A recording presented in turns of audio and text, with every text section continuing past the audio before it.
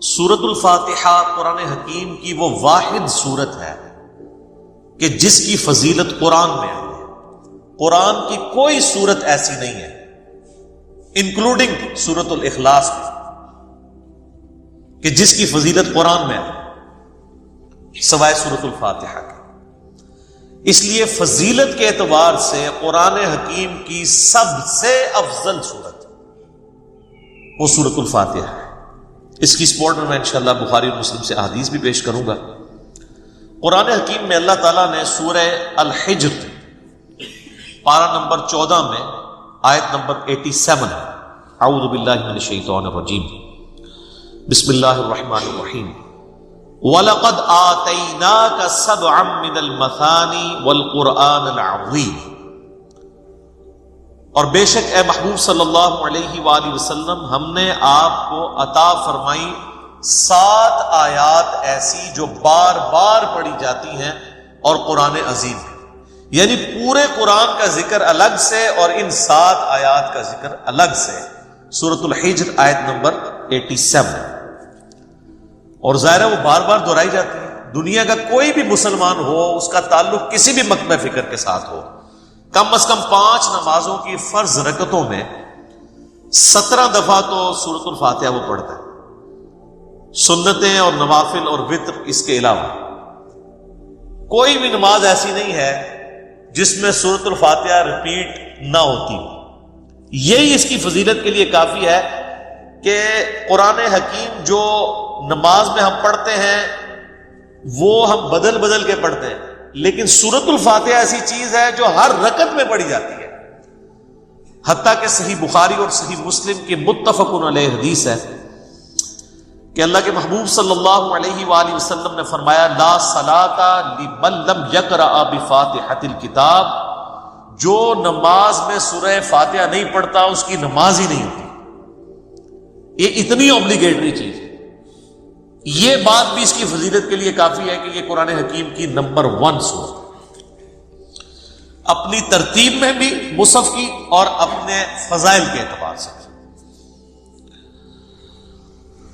قرآن حکیم کی یہ سب سے عظمت والی سورت ہے۔ اس کی سپورٹ میں صحیح بخاری میں ایک بڑی مشہور حدیث ہے کہ سیدنا ابو سعید ابن معلہ رضی اللہ تعالیٰ عنہ کہتے ہیں کہ میں ایک دفعہ مسجد نبوی میں نماز پڑھ رہا تھا تو اللہ کے محبوب صلی اللہ علیہ وآلہ وسلم نے مجھے آواز دی، تو میں چونکہ نماز میں مشغول تھا میں نے جانے میں تاخیر کر دی۔ تھوڑی دیر بعد میں پہنچا تو آپ صلی اللہ علیہ وآلہ وسلم نے فرمایا کہ میں نے تمہیں آواز دی تھی، تم کیوں نہیں آئے؟ تو انہوں نے کہا کہ میں نماز پڑھ رہا تھا۔ تو آپ صلی اللہ علیہ وآلہ وسلم نے فرمایا کیا تم نے اللہ کا یہ حکم نہیں سنا؟ سورۃ الانفال کی آیت آپ نے پڑھی، استجیبوا للہ والرسول اذا دعاکم، جب اللہ اور اس کا رسول تمہیں پکاریں فوراً ان کی آواز پہ لبیک کہو۔ اس کائنات میں ایک ہی ہستی ایسی ہے مخلوقات میں کہ جو اگر عین نماز کی حالت میں بھی کسی کو بلائیں تو نماز توڑ کر نہیں، نماز چھوڑ کر اسی حالت میں ان کی خدمت میں حاضر ہونا یہ فرض ہے، سورۃ الانفال کی اس آیت کے تحت اور بخاری کی اس حدیث کے تحت۔ اور وہ امام اعظم محمد رسول اللہ صلی اللہ علیہ وآلہ وسلم کی مبارک ذات ہے۔ نماز توڑ کر نہیں، کیونکہ نبی علیہ السلام کی طرف جانا اللہ کے ایک حکم سے دوسرے حکم کی طرف جانا ہے۔ وہ جہاں پہ نماز اس نے چھوڑی ہوگی، اگر 1 رکعت پڑھی ہے، 2 پڑھی ہیں، 3 پڑھی ہیں، تو آ کر وہیں سے اپنی نماز شروع کرے گا، اس کی نماز ٹوٹے گی نہیں۔ اس پہ اجماع امت ہے۔ بہرحال یہ جو ہمارے واعظین آئے دن کہانیاں کراتے رہتے ہیں کہ جی ماں آواز دے دے، باپ آواز دے دے، نماز توڑ دو، اس طرح کی کوئی حدیث نہیں ہے۔ البتہ یہ ضرور ہے کہ اگر زندگی موت کی کشمکش بن جائے، کوئی ایمرجنسی ہو جائے تو آپ پھر نماز توڑ سکتے ہیں، لیکن نبی علیہ السلام کے کیس میں اگر بلایا جائے گا تو نماز توڑنی نہیں پڑے گی، بلکہ نماز وہیں پر چھوڑ کر آپ علیہ السلام کا حکم سننا پڑے گا۔ تو یہ آپ علیہ السلام نے ان کو تھوڑا سا یعنی ڈانٹ پلائی پیار محبت سے۔ پھر آپ نے اس صحابی کا ہاتھ اپنے ہاتھوں میں پکڑا اور پھر فرمایا کہ میں اس مسجد سے باہر نکلنے سے پہلے تمہیں قرآن حکیم کی سب سے عظیم سورت سکھاؤں گا۔ آپ علیہ السلام کی عادت تھی کہ آپ اگر کسی کو تھوڑا سا بھی سختی سے پیش آتے تھے تو پھر اس کے ساتھ دل جوئی بھی فرماتے تھے. آپ ہاتھ پکڑے اور فرمایا کہ میں تمہیں نا ایک تحفہ دوں گا. وہ صحابی کہتے ہیں پھر تھوڑی دیر بعد جب ہم مسجد سے باہر نکلے تو مسجد سے نکلتے ہوئے میں نے نبی علیہ السلام سے کہا یا رسول اللہ اپنا وعدہ پورا کریں، آپ نے مجھے کہا تھا کہ آپ مجھے قرآن کی سب سے عظمت والی سورت تعلیم فرمائیں گے. تو آپ علیہ السلام نے فرمایا کہ وہ سورت ہے الحمدللہ رب العالمین، یعنی سورۃ الفاتحہ. اور پھر آپ علیہ السلام نے ساتھ ہی یہ سورہ ہجر کی آیت نمبر 87 بھی پڑھی کہ یہ وہ جو قرآن حکیم میں آیا ہے وَلَقَدْ آتَيْنَاكَ سَبْعًا مِّنَ الْمَثَانِي وَالْقُرْآنِ الْعَظِيمِ، یہ ہے وہ سورت جو قرآن حکیم میں اللہ نے مجھے عطا کی، جو 7 آیات بار بار دہرائی جاتی ہیں. اور پھر آپ علیہ السلام کے بخاری میں الفاظ ہیں یہ ام الکتاب ہے، یہ قرآن کی ماں ہے، قرآن کی جڑ اس میں ہے، اسی سے پورے قرآن کا درخت نکل رہا ہے. فاتحہ بھی ہے، ام الکتاب بھی ہے، اور یہ وہ 7 آیات ہیں جو سورہ ہجر میں آئی. تو سورہ ہجر کی اس آیت کے کانٹیکسٹ میں کتاب التفسیر چیپٹر میں امام بخاری اس حدیث کو لے کر آئے. یہ حدیث کافی ہے اس کی فضیلت کے لیے. اچھا، یہ تو سورہ اعظم تھی نا قرآن کی. قرآن کی ایک آیت بھی ہے جو اعظم ہے، وہ صحیح مسلم میں حدیث ہے. ابی ابن کعب، جن کے بارے میں بخاری مسلم میں آتا ہے کہ 4 بندوں سے قرآن سیکھو، ان میں ایک عبداللہ ابن مسعود ہیں اور ایک ابی ابن کعب ہیں اور سیدنا سالم ہیں، یہ ان میں سے ایک ہے. تو ابی ابن کعب کہتے ہیں کہ نبی علیہ السلام نے مجھ سے ایک دن پوچھا کہ جانتے ہو کہ قرآن کی سب سے اعظم آیت کون سی؟ تو انہوں نے کہا یا رسول اللہ صلی اللہ علیہ وآلہ وسلم، میرے اندازے کے مطابق قرآن حکیم کی سب سے عظیم آیت اللہ لا الہ الا هو الحی القیوم، آیت الکرسی، سورہ بقرہ کی آیت نمبر 255 ہے. تو آپ علیہ السلام نے اپنا ہاتھ ان کے سینے پہ مارا محبت کے ساتھ اور فرمایا ابو منذر تمہیں یہ علم مبارک، یعنی نبی علیہ السلام نے ان کے علم کے اوپر ان کی تحسین فرمائی کہ تمہیں میرے بتائے بغیر تم نے صحیح اندازہ لگایا کہ قرآن حکیم کی سب سے اعظم سورت جو آیت ہے وہ آیت الکرسی. بخاری سے پتہ چلا کہ سب سے اعظم سورت سورۃ الفاتحہ ہے. مسلم شریف سے پتہ چلا سب سے اعظم آیت الکرسی ہے. تو اس سے یہ بات بھی کلیئر ہوگی کہ جو لوگ کہتے ہیں نا وہ احادیث میں ہے سواد اعظم، وہ سب سے بڑا گروہ جو ہے اس کو پکڑ لینا، اور وہ سب سے بڑا گروہ ہر ملک میں ڈیفرنٹ ہوتا ہے. یعنی آپ بنگلہ دیش میں جائیں گے تو وہاں سب سے بڑا گروہ دیوبندی ہے، پاکستان میں سب سے بڑا گروہ بریلوی ہے، سعودیہ میں چلے جائیں گے اہل حدیث بڑا گروہ ہے، ایران میں چلے جائیں گے شیعہ بڑا گروہ ہے. تو وہاں اعظم سے مراد تعداد میں بڑا نہیں ہے، عظمت میں بڑا. ورنہ سورۃ الفاتحہ کی تو 7 آیات ہیں اور سورہ بقرہ کی 286، تو وہ ہونی چاہیے تھی سورہ اعظم. اور آیت الکرسی سے بھی لمبی ایک آیت جو ہے وہ آیت دین جو ہے سورہ بقرہ کے اندر موجود ہے. تو یہ عظمت کا ذکر. اچھا میرے بھائیو، صحیح مسلم میں ایک اور حدیث ہے. ابن عباس رضی اللہ تعالیٰ عنہما کہتے ہیں کہ نبی علیہ السلام کے پاس ایک دفعہ جبرائیل علیہ السلام بیٹھے ہوئے تھے. ہزارہ صحابہ نے نہیں دیکھا، آپ علیہ السلام نے بتایا. تو اچانک ایک آواز ان کو زوردار سنائی دی. یہ صحیح مسلم کی حدیث ہے. تو حضرت جبرائیل علیہ السلام نے نگاہ اٹھا کے اوپر دیکھا اور کہا یا رسول اللہ، آج آسمان کا ایک ایسا دروازہ کھلا ہے جو آج سے پہلے کبھی نہیں کھلا تھا، اور اس دروازے سے ایک فرشتہ زمین پر اترا ہے. اتنے میں وہ فرشتہ حاضر ہوا نبی علیہ السلام کی خدمت میں. تو حضرت جبرائیل نے کہا کہ یا رسول اللہ، یہ وہ فرشتہ ہے، یہ آج سے پہلے دنیا میں کبھی نہیں آیا تھا، اور وہ دروازہ بھی آج سے پہلے کبھی نہیں کھلا تھا، اور یہ فرشتہ آپ کو سلام عرض کر رہا ہے، اور اللہ کا یہ پیغام لے کر آیا ہے کہ آپ کو بشارت ہو 2 ایسے نوروں کی جو آپ سے پہلے کسی پیغمبر کو نہیں دیے گئے. ان میں سے پہلی چیز سورۃ الفاتحہ ہے اور دوسری چیز سورہ البقرہ کی آخری 2 آیات، آمن الرسول بما انزل الیہ من ربہ والمؤمنون. تو سورۃ الفاتحہ وہ نور ہے جو کسی پیغمبر کو نہیں دیا گیا، سوائے ہمارے محبوب صلی اللہ علیہ وآلہ وسلم کے۔ اچھا، صحیح بخاری کی جو میں نے حدیث بیان کی کہ سورہ اعظم ہے قرآن کی، اس کے تحت یہ بات تو بالکل کلیئر ہو گئی کہ نبی علیہ السلام نے سورۃ الفاتحہ کو جو تعلیم فرمایا اس کا آغاز کیا الحمدللہ رب العالمین سے۔ تو اس میں واضح اشارہ موجود ہے کہ بسم اللہ الرحمن الرحیم سورہ فاتحہ کا حصہ نہیں ہے، قرآن کا حصہ ہے۔ وہ تو ہر سورت کے آغاز میں بسم اللہ ہے سوائے سورہ التوبہ کے، اور سورہ نمل کے اندر آیت بھی ہے انہ من سلیمان و انہ بسم اللہ الرحمن الرحیم۔ لیکن جو سورتوں کے آغاز میں بسم اللہ لکھی جاتی ہے یہ سورت کا حصہ نہیں، قرآن کا حصہ ضرور ہے۔ تو چونکہ نبی علیہ السلام نے اس میں فرمایا الحمدللہ رب العالمین، تو اگر آپ علیہ السلام نے اس سورت کو تعلیم فرمانا ہوتا اس اعتبار سے کہ بسم اللہ اس کا حصہ ہوتی، تو آپ فرماتے کہ وہ سورت ہے بسم اللہ الرحمن الرحیم الحمدللہ رب العالمین۔ تو یہ اس بات کو تقویت دیتی ہے کہ بسم اللہ سورہ فاتحہ کا حصہ نہیں، لیکن نماز میں ہم پڑھتے ہیں، اس کے ساتھ پڑھیں گے، لیکن حصہ نہیں۔ البتہ مسلمانوں میں اہل حدیث مکتبہ فکر اور امام شافعی کے جو مقلدین ہیں ان کا موقف ہے کہ بسم اللہ سورہ فاتحہ کا حصہ ہے۔ اہل تشیع کا بھی یہی موقف ہے۔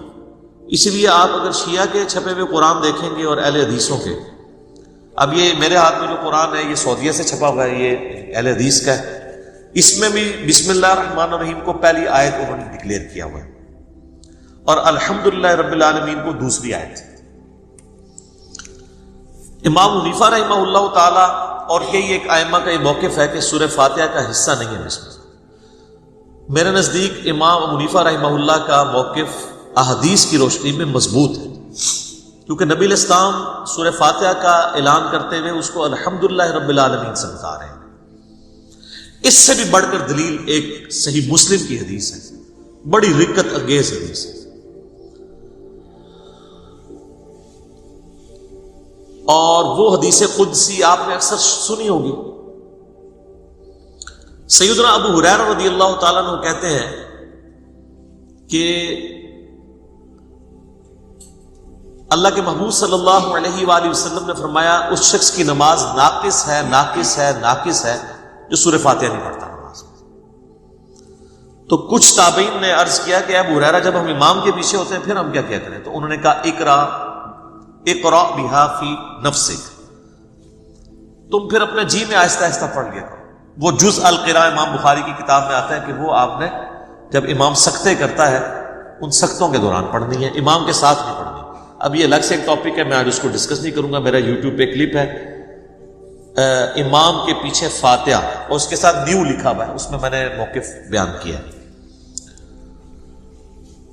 اور پھر نبی علیہ السلام نے فرمایا حدیث قدسی، یعنی اللہ کا فرمان بزبان محمد رسول اللہ صلی اللہ علیہ وآلہ وسلم، کہ اللہ تعالیٰ فرماتا ہے قسمت الصلاۃ بینی و بین عبدی نصفین۔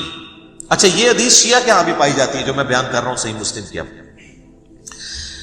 کہ میں نے نماز اپنے اور اپنے بندے کے درمیان برابر تقسیم کر لی ہے، نصف میرے لیے ہے اور نصف میرے بندے کے لیے۔ اور نماز کسے کہا؟ سورہ فاتحہ کو، پوری نماز۔ پھر اللہ تعالیٰ نے فرمایا، نبی علیہ السلام فرماتے ہیں کہ جب میرا بندہ کہتا ہے الحمدللہ رب العالمین، تو میں کہتا ہوں میرے بندے نے میری حمد بیان کی، میری تعریف کی۔ جب وہ کہتا ہے الرحمن الرحیم، تو میں کہتا ہوں میرے بندے نے میری ثنا کی۔ جب وہ کہتا ہے مالک یوم الدین، تو میں کہتا ہوں میرے بندے نے میری تمجید بیان کی، میری بزرگی کا اعتراف کر لیا۔ اور جب وہ کہتا ہے ایاک نعبد و ایاک نستعین، تو یہ میرے اور میرے بندے کے درمیان کامن عہد اور بانڈ ہے، جو میرے بندے نے مجھ سے مانگا میں نے اسے دیا۔ اور جب میرا بندہ کہتا ہے اہدنا الصراط المستقیم صراط الذین انعمت علیہم غیر المغضوب علیہم ولا الضالین آمین، تو میرے بندے نے جو مجھ سے مانگا اس دعا میں نے اسے عطا کر دیا۔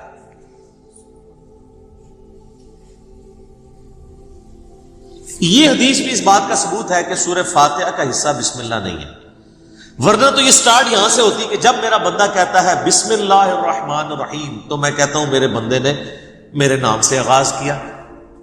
جب وہ کہتا ہے الحمدللہ رب العالمین تو میں کہتا ہوں میرے بندے نے میری حمد کی. تو اس حدیث میں بھی، حدیث قدسی میں بھی سورہ فاتحہ کا آغاز الحمدللہ رب العالمین سے.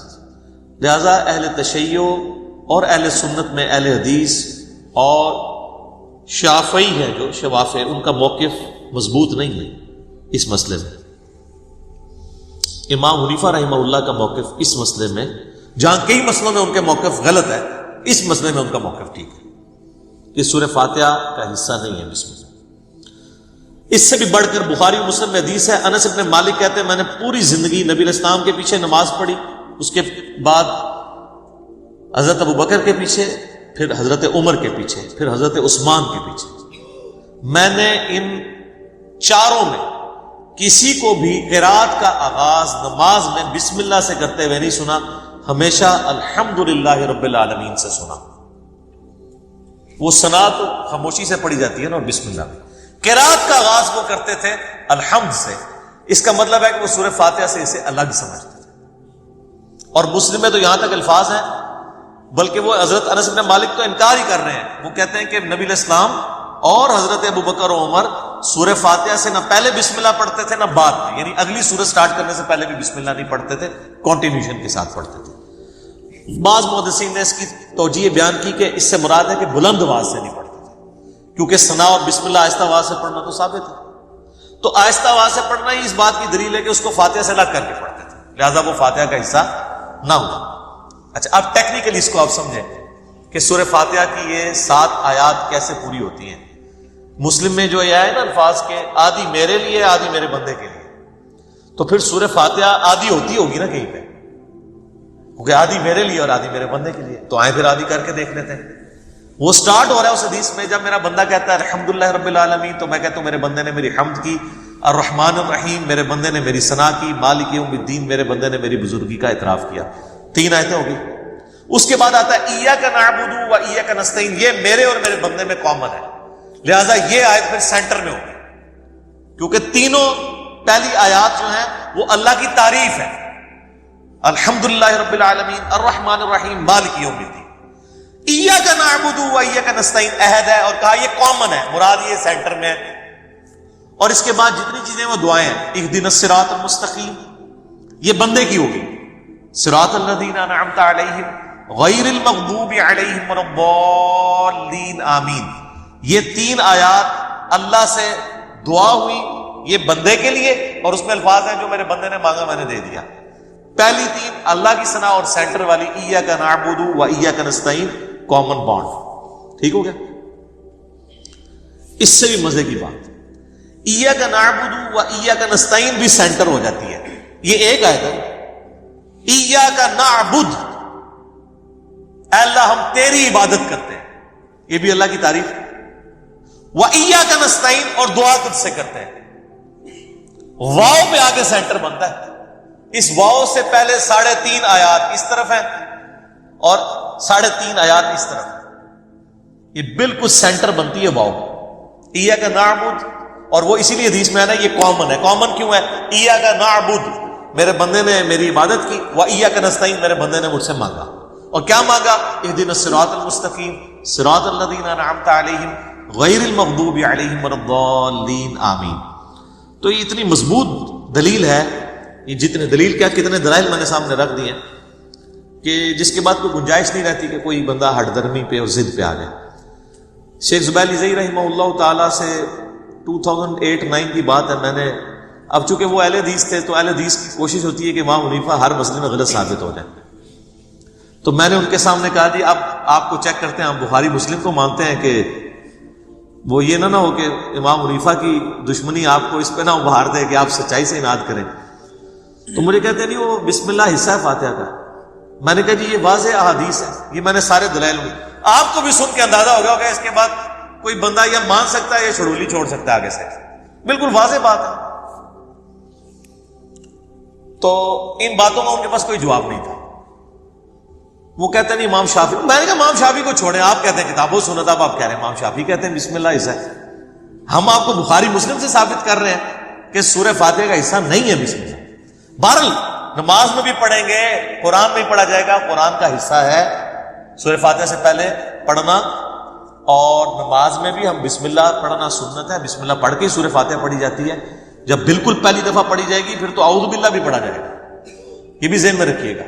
پہلی رکعت میں تو اعوذ باللہ سے بھی سٹارٹ کریں گے, باقی رکعتوں میں صرف بسم اللہ سے. کیوں؟ قرآن جب بھی پڑھا جائے گا نا تو اعوذ باللہ سے آغاز ہوگا. ایون آپ نے قرآن پڑھتے پڑھتے تلاوت روک دی, بند کی, کسی سے گپ شپ کی, دوبارہ پڑھیں گے تو اعوذ باللہ سے.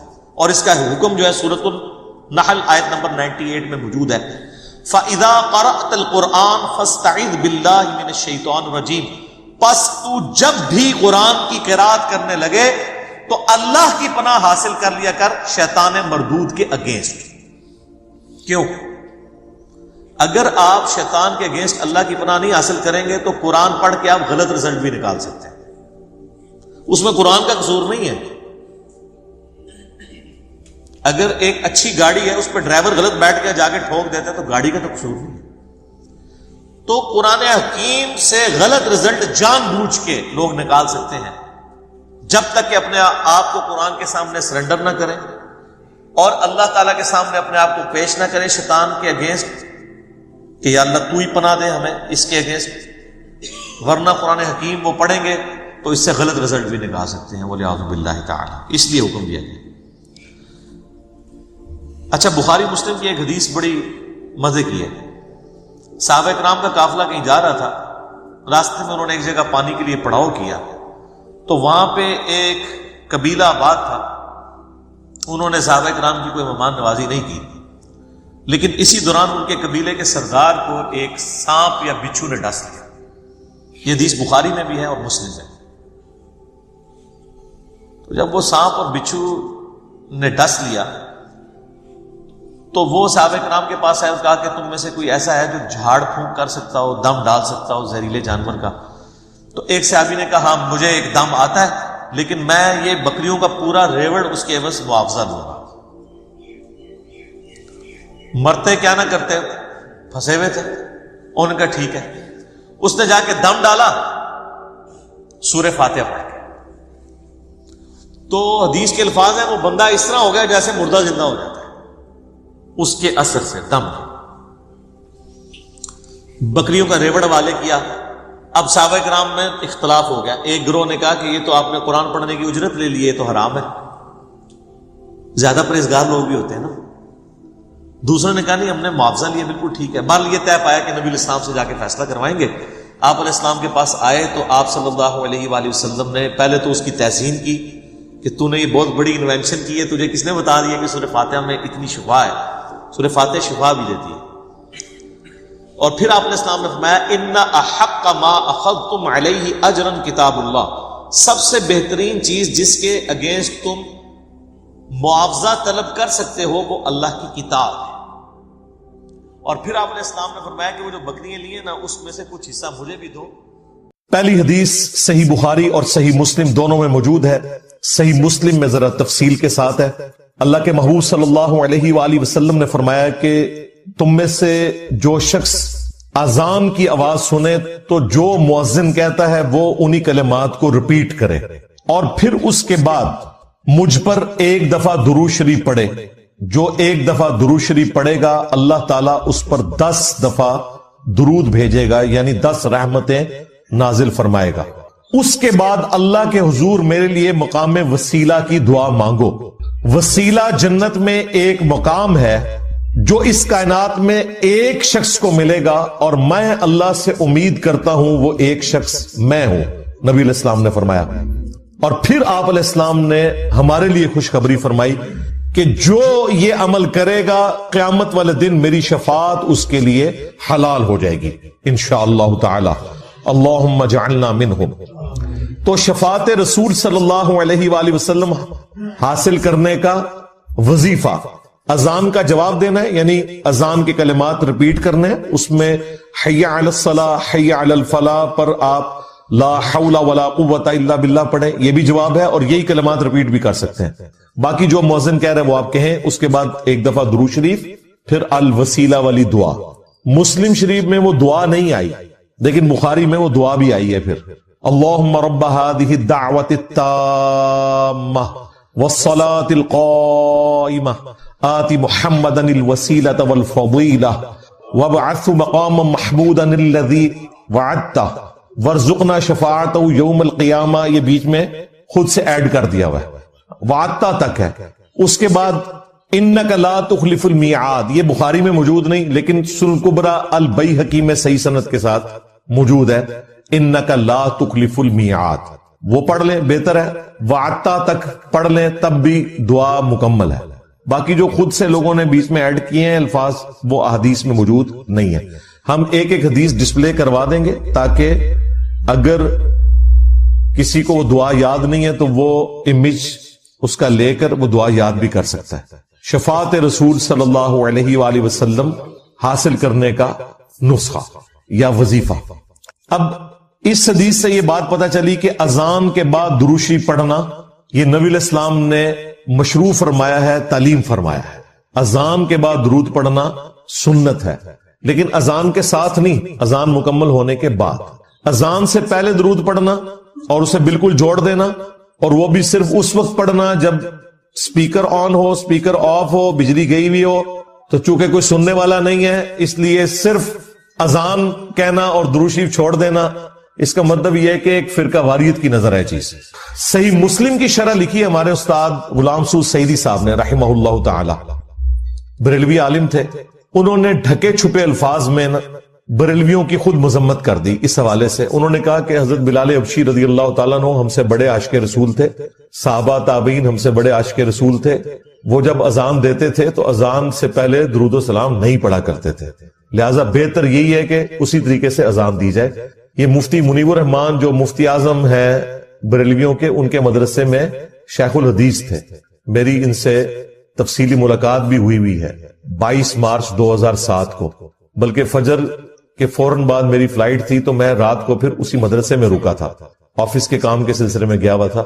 تو انہوں نے باقاعدہ شرح صحیح مسلم میں لکھا ہے کہ یہ اس طریقے سے اذان دے رہے ہیں اور اس کو عشق رسول بتا رہے ہیں، اور جو اذان نہیں دیتے انہیں وہ کہتے ہیں کوئی عشق سے محروم ہے، تو یہ بالکل غلط اپروچ ہے۔ البتہ اذان کے بعد درود شریف پڑھنا، اور وہ بھی الوسیلہ والی دعا سے پہلے، تاکہ نبی علیہ السلام کی شفاعت حاصل ہو، یہ سنت ہے۔ دوسری حدیث صحیح مسلم میں ہے کہ نبی علیہ السلام نے فرمایا جو مجھ پر ایک دفعہ درود پڑے گا اللہ تعالیٰ اس پر 10 دفعہ درود پڑے گا، یعنی جو میرے لیے ایک دفعہ دعائے رحمت کرے گا اللہ تعالیٰ اس پر 10 رحمتیں نازل فرمائے گا۔ تیسری حدیث سنن نسائی میں ہے، حضرت جبرائیل علیہ السلام رسول اللہ کی خدمت میں حاضر ہوئے اور کہا کہ آپ کا رب آپ سے فرماتا ہے کہ کیا آپ اس بات پر راضی نہیں ہیں کہ آپ کا جو بھی امتی آپ پر ایک دفعہ درود بھیجے اللہ تعالیٰ اس پر 10 دفعہ رحمت نازل فرمائے گا، اور جو ایک دفعہ سلام بھیجے گا اللہ تعالیٰ اس پر 10 دفعہ سلامتی نازل فرمائے گا۔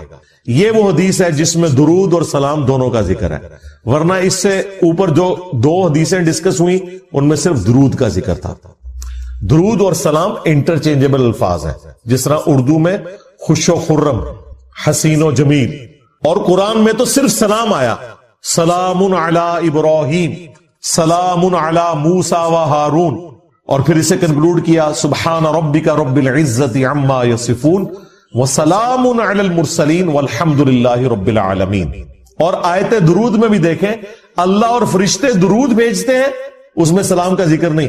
اے ایمان والو تم درود اور سلام بھیجو، تو کیا سلام کے بغیر جو اللہ اور فرشتے بھیج رہے ہیں وہ ناقص درود ہے؟ نہیں، درود اور سلام انٹرچینجبل الفاظ ہیں۔ اس میں پہلے بھی بول چکا کہ نبی علیہ السلام نے فرمایا جو ایک بار درود پڑھے گا، صرف درود کا ذکر ہے، اور یہ کہتے ہیں بغیر سلام کے پڑھا تو ناقص ہوگا، بالکل جھوٹ بولتے ہو تم، اللہ کے نبی پہ جھوٹ باندھتے ہو۔ اللہ تعالیٰ اس پہ 10 رحمتیں نازل فرمائے گا، 10 گناہ معاف کر دے گا، اور اس کے 10 درجات بلند فرمائے گا۔ 5ویں حدیث جامعہ ترمذی میں ہے، نبی علیہ السلام نے فرمایا قیامت کے دن میرے سب سے زیادہ نزدیک وہ شخص ہوگا جس نے دنیا میں مجھ پہ سب سے زیادہ درود پڑھا ہوگا۔ اللہم صلی علی محمد وعلی آل محمد۔ چھٹی حدیث بھی جامعہ ترمذی میں ہے.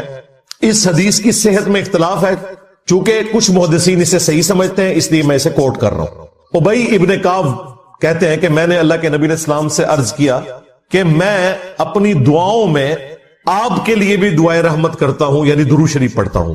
تو مجھے بتائیں میں اپنی دعاؤں کا کتنا حصہ آپ کے لیے دعا کیا کروں درود کی شکل میں، اور کتنا اللہ سے میں اپنے لیے دعا مانگوں؟ کیا میں اپنی دعاؤں کا 1/4 حصہ درود کے لیے مقرر کر لوں؟ نبی علیہ السلام نے فرمایا بہت اچھا ہے، لیکن اس سے بھی زیادہ کرو تو تمہارے لیے اور بہتر ہے. انہوں نے پھر عرض کیا یا رسول اللہ صلی اللہ علیہ وآلہ وسلم، میں اپنی دعاؤں کا آدھا حصہ درود کے لیے کرتا ہوں اور آدھا باقی دعاؤں کے لیے. آپ نے فرمایا بہت اچھا ہے، اس سے بھی زیادہ کرو تو اور اچھا ہے. درود شریف کا جو سب سے پسندیدہ صیغہ ہے نا، وہ وہی ہے جو ہمارے درود ابراہیمی کا پہلا جز ہے، اللہم صلی علی محمد وعلی آل محمد. سنن نسائی میں حدیث ہے، انٹرنیشنل نمبر کے مطابق 1293 اور ایک نمبرنگ کے مطابق ہے 1292. یہ مجھے زبانی یاد ہے نمبر، 12 نبی علیہ السلام کی نسبت سے اور 92 محمد کی وجہ سے 1292 سنن نسائی. زید ابن خارجہ سے نبی علیہ السلام نے فرمایا مجھ پہ درود پڑھنا لازم کر لو اور اپنی دعاؤں میں پڑھا کرو اللہم صلی علی محمد وعلی آل محمد. یہ سنی شیعہ دونوں کے ہاں پڑھا جاتا ہے. اس کے علاوہ بخاری اور مسلم میں درود ابراہیمی ہے جو ہم نماز میں پڑھتے ہیں، یہ بھی ثابت ہے. باقی جتنے بھی درود ہیں اسی سے ملتے جلتے ہیں. صلی اللہ علیہ وآلہ وسلم، یہ بھی نبی علیہ السلام سے ثابت ہے. صحیح مسلم میں حضرت عیسیٰ علیہ السلام کے لیے آپ نے کہا وَنُزُولِ عِیسَى ابْنَ مَرْیَمَ صلی اللہ علیہ وسلم وآلہ وسلم کے ساتھ پڑھنا بہتر ہے، کیونکہ نبی علیہ السلام نے اسی کی ترغیب دلائی ہے. درود ابراہیمی میں بھی دیکھیں، باقی درودوں کے اندر. اب رہا مسئلہ کتنی تعداد میں پڑھا جائے، جتنی حسب توفیق ہو. مجموع الزوائد میں ایک صحیح سند کے ساتھ حدیث موجود ہے سنن طبرانی کے ریفرنس سے کہ جو شخص صبح کے وقت 10 دفعہ درود شریف پڑھ لے اور 10 دفعہ شام کے وقت، قیامت والے دن اسے میری شفاعت نصیب. تو یہ بڑا آسان ہے، 10 دفعہ اللہم صلی علی محمد وعلی آل محمد پڑھنے میں کتنا ٹائم لگتا. باقی اللہ تعالیٰ نے ڈیٹم لیول کے اوپر تو آپ پہ ویسے ہی یہ لازمی کر دیا ہے. نماز میں ہم درود شریف پڑھ ہی رہے ہوتے ہیں، ہر نماز میں پڑھ رہے ہوتے ہیں. درود شریف کے بغیر تمہاری نماز ہی مکمل نہیں ہوتی. اور ہماری نماز تو ہم تو دعائے قنوت کے بعد بھی درود شریف پڑھتے ہیں، صحیح سند سے ثابت ہے. نماز جنازہ میں بھی درود شریف پڑھتے ہیں، ہر جگہ درود شریف ہے. مسجد میں داخل ہوتے وقت درود شریف ہے، وہ حدیثیں موجود ہیں، وہ میں نے اس لیکچر میں ساری حدیثیں بتائی ہیں. ہر خطبے کے آغاز میں درود شریف ہے، جس مجلس میں نبی علیہ السلام کا ذکر ہو وہاں پہ درود شریف ہے.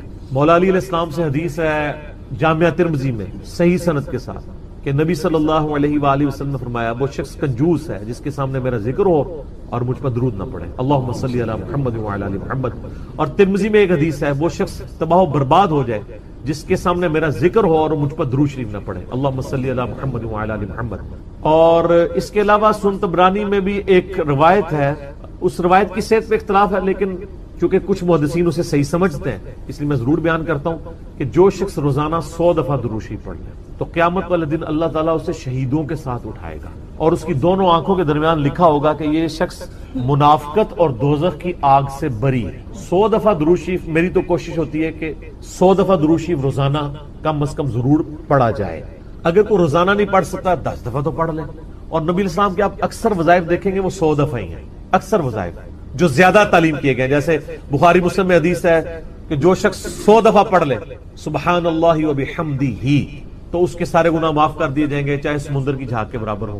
اور جو شخص صبح شام 100 دفعہ یہی پڑھے تو قیامت دن اس سے بڑھ کے کوئی عمل نہیں لے کے آ سکتا سوائے اس کے کہ جو اس سے زیادہ وہ کلمات پڑھ لے 100 کا. پھر بخاری میں 70 دفعہ استغفار کا ذکر ہے. پھر تسبیح فاطمہ بھی جو ہے 100 دفعہ ہے، 33 دفعہ سبحان اللہ، 33 دفعہ الحمدللہ، 34 دفعہ اللہ اکبر، یا 33 دفعہ اللہ اکبر اور 100 کا عدد پورا کرنے کے لیے بخاری مسلم میں آتا ہے لا الہ الا اللہ وحدہ لا شریک لہ لہ الملک ولہ الحمد وہو علی کل شیء قدیر. تو یہ سارے 100 والے ہیں. زیادہ تو آپ جتنا مرضی پڑھیں. جامعہ ترمذی میں حدیث ہے قیامت والے دن میرے سب سے زیادہ نزدیک وہ شخص ہوگا جس نے دنیا میں مجھ پہ سب سے زیادہ درود شریف پڑھا ہوگا، اللہم صلی علی محمد وعلی آل محمد. اس سے جتنا گڑ ڈالیں گے اتنا میٹھا ہوگا. درود شریف جتنا پڑھیں اتنا ہی کام ہے، نبی علیہ السلام کے قرب کا ذریعہ. لیکن صرف درود شریف پہ زور ہو، نبی علیہ السلام کی تعلیمات پہ زور نہ ہو تو یہ غلط. درود شریف کے لیے باوضو ہونا بھی شرط نہیں ہے، یہ اللہ کا ذکر ہے اور ایسا ذکر ہے جس کے لیے کوئی پروٹوکول نہیں. وضو پروٹوکول ہوتا ہے نماز پڑھنے کا، عام اذکار کے لیے کوئی وضو پروٹوکول نہیں ہوتا. ویسے آپ نے رکھنا ہے وہ ضرور کریں، لیکن ادروائز ان اذکار کا کوئی پروٹوکول اس حوالے سے نہیں ہوتا. تو میری خواہش یہ ہے کہ آپ روزانہ کم از کم 100 دفعہ ضرور درود شریف پڑھیں. اگر نہیں پڑھ سکتے تو صبح فجر کے بعد 10 دفعہ اور 10 دفعہ مغرب کے بعد صبح شام 10 دفعہ پڑھ لیں تاکہ شفاعت رسول صلی اللہ علیہ وآلہ وسلم حاصل ہو.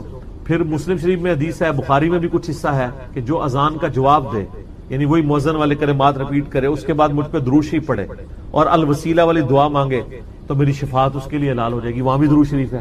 صحیح مسلم میں حدیث ہے جو ایک دفعہ 10 درود شریف پڑھے گا اللہ تعالیٰ اس پہ 10 رحمتیں نازل فرمائے گا.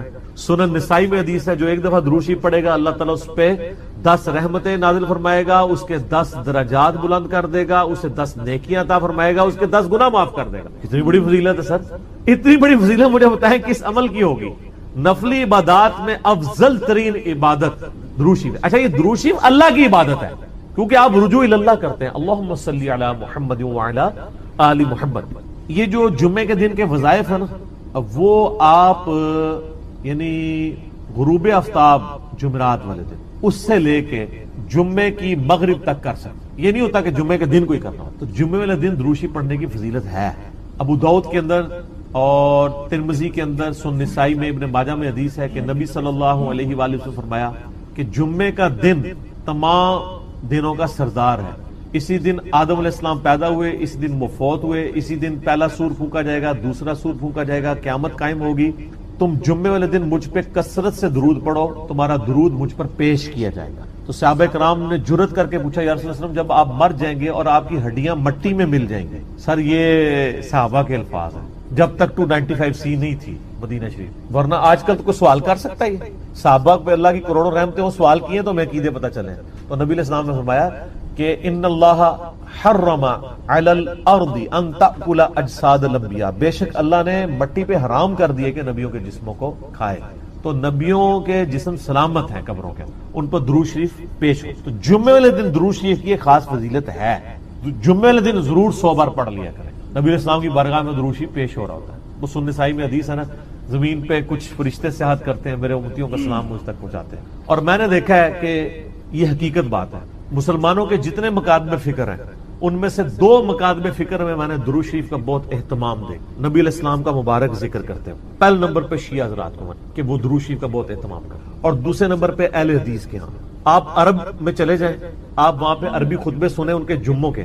سر اگر ایک جملے میں 3 دفعہ آ رہا ہے نا تو وہ قال النبی صلی اللہ علیہ وآلہ وسلم پورا پڑھیں گے. یہاں ہمارے لوگ بیان کرتے پوری تقریر، میرے حضور گئے، حضور آئے، حضور نے کیا، دوسری ایک دفعہ بھی نہیں پڑھتے کیونکہ ٹرینڈ میں نہیں. تو یہ ٹرینڈ سیٹ کرنا چاہیے، اور یہ بھی آپ کا کام ہے کہ جب کسی علماء سے آپ یہ سنیں کہ وہ بغیر درود شریف کے نبی صلی اللہ علیہ وآلہ وسلم کا ذکر کر رہا ہے تو آپ اسے بتائیں کہ یار چلو 4 دفعہ نام لیا ہے، 1 دفعہ تو درود شریف ساتھ پڑھتے. اور لیکن میں آپ کو بتاؤں بزرگوں کے جب نام لیں گے نا کبھی بغیر رحمت اللہ لے کے نہیں لیں گے. آپ یہ دیکھیں کہ کبھی کوئی کہہ دے کہ شیخ عبد القادر جیلانی نے فرمایا، ہمیشہ کہیں گے رحمت اللہ علیہ. تو پھر سر ہم کیوں نہ کہیں کہ آپ بابوں کو نبی علیہ السلام سے اوپر سمجھتے ہیں. بغیر رحمت اللہ علیہ کا کبھی بھی یہ ذکر نہیں کریں گے اپنے بابوں کا، لیکن نبی صلی اللہ علیہ وآلہ وسلم کا ذکر کر دیں. تو درود شریف کا اہتمام کرنا چاہیے. نبی صلی اللہ علیہ وآلہ وسلم نے اس کی ترغیب دلائی ہے. یہاں پہ میں ایک مسئلہ عرض کر دوں، جو درود شریف کے دشمن ہے نا، اہل بیت کے دشمن، اب وہ اکثر اس چیز کو اٹھاتے ہیں. وہ کہتے ہیں جی یہ جو درود شریف میں ذکر ہے نا اللہم صلی علی محمد وعلی آل محمد، یہاں آل محمد سے مراد نبی علیہ السلام کے اہل بیت نہیں ہے صرف، بلکہ پوری امت ہے. کیونکہ قرآن میں تو آل فرعون کہا گیا ہے، فرعونیوں کو، آل موسیٰ، تو یہ بھی آل محمد سے مراد ہے محمد والے. نہ یہ کہانیاں اس وقت تک تھیں جب تک کہ انجینئر صاحب کی ویڈیوز بخاری مسلم کی روشنی میں سامنے نہیں آئی تھی. صحیح بخاری میں یہ الفاظ ہیں کہ صحابہ کرام نے کہا اے اللہ کے محبوب صلی اللہ علیہ وآلہ وسلم، ہم نے سلام تو آپ پہ عرض کرنا سیکھ لیا ہے، السلام علیکہ ایھا النبی ورحمۃ اللہ وبرکاتہ، نماز میں. آپ ہمیں یہ بتائیے کہ ہم آپ اور آپ کے اہل بیت پر درود کیسے پڑھیں. آپ اور آپ کی آل پہ نہیں، اہل بیت. تو کوئی نبی علیہ السلام کا امتی جو غیر سید ہے اور وہ کہہ سکتا ہے میں اہل بیت ہوں، تو اہل بیت کے اگینسٹ آل محمد آپ نے تعلیم. درود شریف میں آل محمد سے مراد اہل بیت، نبی علیہ السلام کی جو اولاد ہے، یعنی آل علی، آل عقیل، آل عباس، آل جعفر، جو صحیح مسلم میں غدیر خون کی حدیث کے اندر موجود ہے. تو یہ یہاں آل محمد سے مراد اہل البیت ہیں نبی علیہ السلام کی. باقی ان پہ درود پڑھیں گے تو ہم پہ تو ویسے ہی رحمتیں نازل ہو جانی ہیں، ان کے صدقے ہم تک بھی پہنچ جائیں گی اس حوالے سے. تو یہ میں نے ایک ضمناً مسئلہ عرض کر لیا. لوگ بیچ میں نا یہ ایک پخے چھوڑ رہے ہوتے ہیں. تو میں نے اس پہ میرا یوٹیوب پہ کلپ بھی چڑھا ہوا ہے, درود اور اہل بیت کے دشمن. تو اس میں نے بتایا تھا یہ یعنی اپنے بغض کا اظہار اس طریقے سے کر رہے ہوتے ہیں. ان کو تو کوئی چیز اس طریقے سے ہضم نہیں ہو رہی ہوتی نا, تو وہ جان بوجھ کے ایسی باتیں نکالتے ہیں. درود شریف پڑھیں. اور مجھے یاد ہے کہ 3-4 سال پہلے مجھے ایک بریلوی بھائی کا فون آیا, تو مجھے کہنے لگے کہ جی آپ کی ویڈیوز بہت اچھی ہیں, میں آپ کی ویڈیوز کی وجہ سے مسلک چھوڑا, سب کچھ سیکھا. آپ سے ایک ریکویسٹ کرنی ہے کہ آپ جب درود شریف پڑھتے ہیں نا تو آپ صلی اللہ علیہ وآلہ وسلم پڑھا کریں. تو آپ میری پرانی ویڈیوز دیکھیں تو اس میں صلی اللہ علیہ وسلم ہوتا تھا. تو میں نے اس کا پھر یہ مشورہ مانا, تو پھر میں نے آہستہ آہستہ اپنے آپ کو اس کا عادی کیا کہ وآلہ وسلم بھی کہا جائے, کیونکہ نبی صلی اللہ علیہ وآلہ وسلم کو یہ چیز پسند ہے کہ آپ صلی اللہ علیہ وآلہ وسلم کے اہل بیت کا ذکر کیا جائے. اس لیے درود ابراہیمی میں بھی اہل بیت کا ذکر کیا گیا. اچھا, درود ابراہیمی میں بعض لوگ کہتے ہیں یہ جو آل ابراہیم کا ذکر ہے تو آپ یہودیوں میں درود پڑھ رہے ہوتے ہیں. نہیں سر, یہودیوں میں کہاں درود ہے؟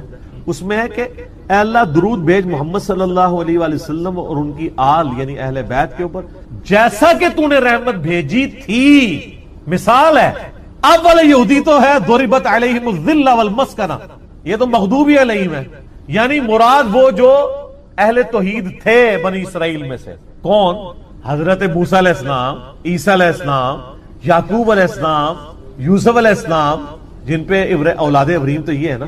وہ تو اولاد ابراہیم نہیں ہے نا جس نے ابراہیم علیہ کام ہی چھوڑ دیے. وہ تو قرآن میں آیا کہ حضرت نوح علیہ السلام نے کہا یا اللہ یہ میرا بیٹا ہے. اللہ فرمایا اس کے تو اعمال ہی کافر علیہ, تیرا بیٹا ہی نہیں, بیگوٹن سن تھا.